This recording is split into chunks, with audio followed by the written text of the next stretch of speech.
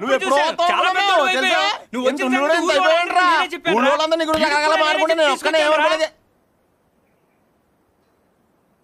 ఏమన్నా వాడు చెప్పుకోవాలి కానీ నువ్వే మంచోడురా. అసలు ఎదవలతో నల్లని తిరుగుతున్నా ఇంత కూడా డెవలప్మెంట్ లేదు. అసలు ఎదవలతో తిరిగి వేస్ట్ రా నువ్వు అన్నాడు.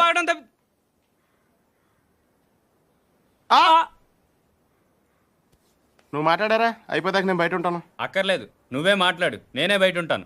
వీడు వచ్చాడు నువ్వే కదరా ముందు నాతో చెప్పావు, నువ్వే మాట్లాడు. అక్కర్లేదు. గిరిగాడారా నువ్వు వచ్చావు ఫస్ట్ నాతో చెప్పాడు. వద్దురా, నాకేం తొందర లేదు, ముందు రమణ గారితోనే మాట్లాడు, నేనే వెళ్తాను. ఏ గిరి ఆగు. నీకు తెలియదురా బాబు, ఇటు పెద్ద నస. ఈ నోట్లో నోరెడితే అవన్నీ బతకనేవాడు. రావణా నువ్వన్నా చెప్పు. రే చూసావా, మనమేం చెప్పకుండానే మన ఇద్దరు పేర్లు చెప్పేశాడు. నిజమేరా? అదిరా ఫ్రెండ్షిప్ అంటే. నువ్వు ఉన్నావు ఎందుకు వేస్ట్ ఫెలో. రే పార్థు నువ్వేం మారలేదురా, కొద్దిగా పొడిగాడు అంతే. నువ్వు కానీ అక్కర్లేదు, నువ్వే మాట్లాడు. పార్థు నువ్వు ఊరు వదిలిన కాడి నుంచి బెంగతో సాయంత్రం ఇప్పుడు భోజనం కూడా చేయట్లేదు తెలుసా? అదేంటి, డాక్టర్ కదా మానేమన్నాడు, నువ్వు లావ్ అయిపోతున్నావని. నీ ఫీలింగ్స్ అని చెప్పారా, నేను బయట ఉంటాను. ఓకే ఓకే, ఇంక మాట్లాడను సరేనా? ఇంకేంటి పార్థు విశేషాలు? నువ్వే చెప్పాలి. ఏముంటాయి, మన వాళ్ళంతా తల చోట సెటిల్ అయిపోయారు. చదువుకున్న వాళ్ళంతా టీచర్లు అయిపోయారు, చదువురాని వాళ్ళంతా స్కూల్ ఎట్టేశారు. తెలివైన వాళ్ళు అప్పులు ఇచ్చి వ్యాపారం చేస్తున్నారు, తెలుగు తక్కువ వడ్డీలు కట్టి వ్యవసాయం చేస్తున్నారు. అలా బయటికి వెళ్ళి కాఫీ తాగి దమ్ము కొడదాం రారా. ఒక్క నిమిషం అత్తకి చెప్పొస్తాను. ఇప్పుడు చీరట్ల గురించి ఆవిడకి ఎందుకు, అనవసరం కదా. కాఫీ వరకు చెప్పొస్తాను. అయితే ఓకే.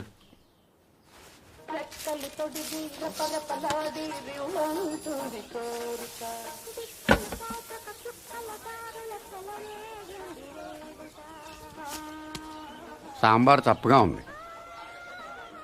గ్లాస్ మార్చండి, సాంబార్ దగ్గర మంచినీళ్ళు ముంచి తినేస్తున్నాడు. చాలా రోజులు అయిందిరా ఇక్కడికి వచ్చి. అప్పున్నావా?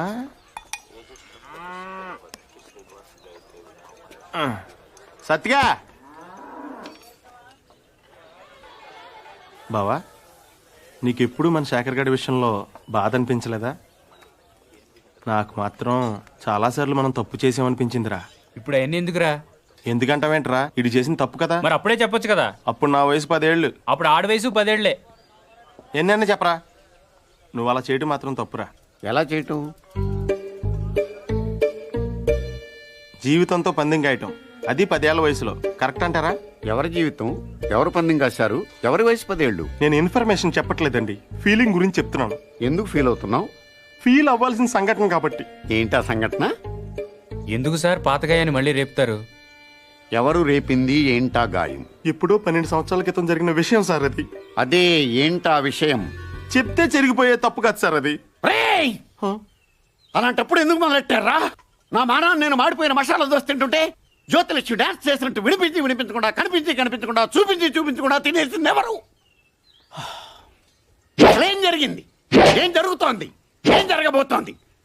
నాకిప్పుడే తెలియాలి, తెలియాలి, తెలిసి తీరాలి. చెప్పరా. వద్దు, ఈడైతే లాయర్లాగా ఈడైపోయి చెప్తాడు, నేనైతే జడ్జిలాగా అందరి వైపు చెప్తాను.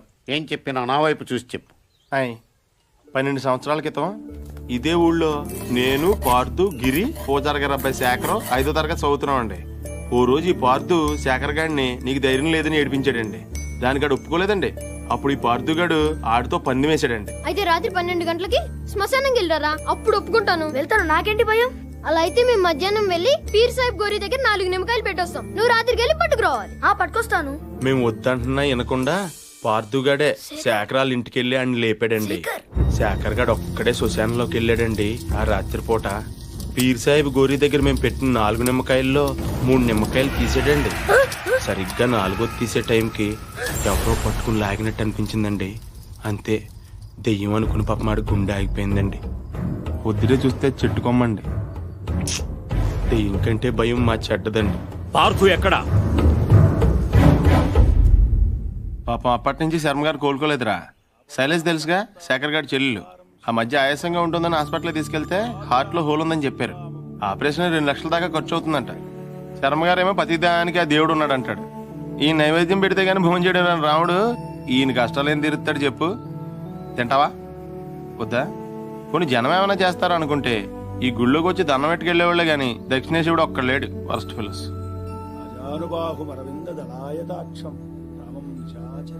ఆయన ఇంటికి ఒకసారి వెళ్దాం. ఆచర వినాశకరం నమామి. రామా సీతమ్మ తల్లి. ఏమండి, ఎవరు? మేము రాజమండ్రి వెళ్తుంటే దారిలో టైర్ పంక్చర్ అయింది. అయ్యో, దగ్గరలో సైకిల్ షాప్ కూడా లేదే. పర్లేదని మేము తోసుకుంటే వెళ్ళిపోతాం. కొంచెం మంచినీళ్ళు ఉంటే ఇస్తారా? ఒక క్షణం బాబు, తెస్తాను. అదే చేత్తో తినడానికి ఏమైనా అది.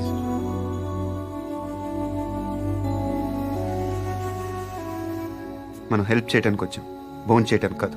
హెల్ప్ చేయడానికి వచ్చినప్పుడు నువ్వే పార్దు అని చెప్పేచ్చు కదా. టైర్లు పంచర్లు అబద్ధాలు ఆడతావు ఎందుకు? నాకు నిజం చెప్పడం కన్నా సాయం చేయటం ముఖ్యం. సాయమా? ఇదేనా చిన్న చితక కోఆపరేషన్ అనుకుంటున్నావా? వాళ్ళ అమ్మాయి గుండె ఆపరేషన్. తెలుసు. తెలుసా? మీ ఇంట్లో చెట్లకి ఏమైనా డబ్బులు కాస్తున్నాయా? వీళ్ళ ఇంట్లో కాస్తే సరిపోదా?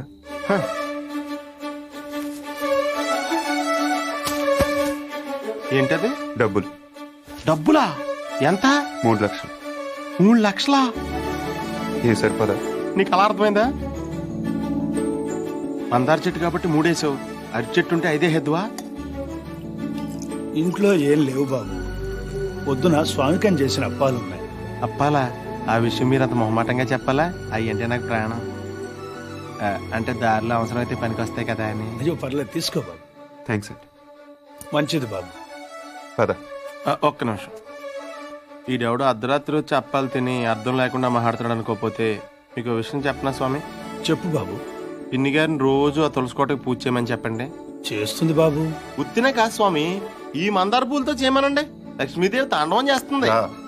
అదే చేత్తో చెట్టు మొదల దగ్గర క్లీన్ చేయించండి అమ్మా.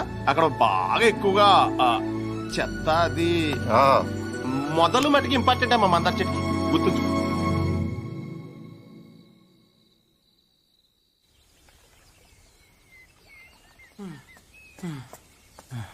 ఎక్కడున్నాడు వీడు? పార్దు, పార్దు.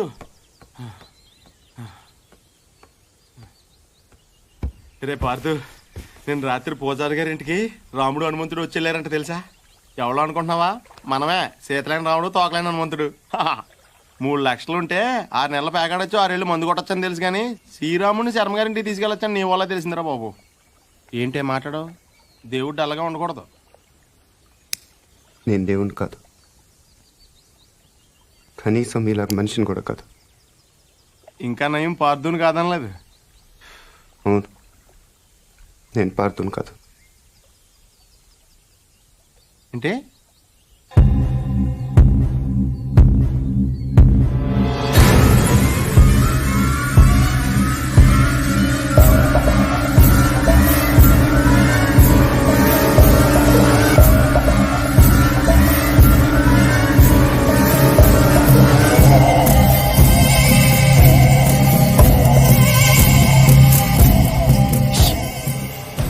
నువ్వు పార్దు కానప్పుడు శర్మ గారు వాళ్ళకి డబ్బులు ఎందుకు ఇచ్చావు?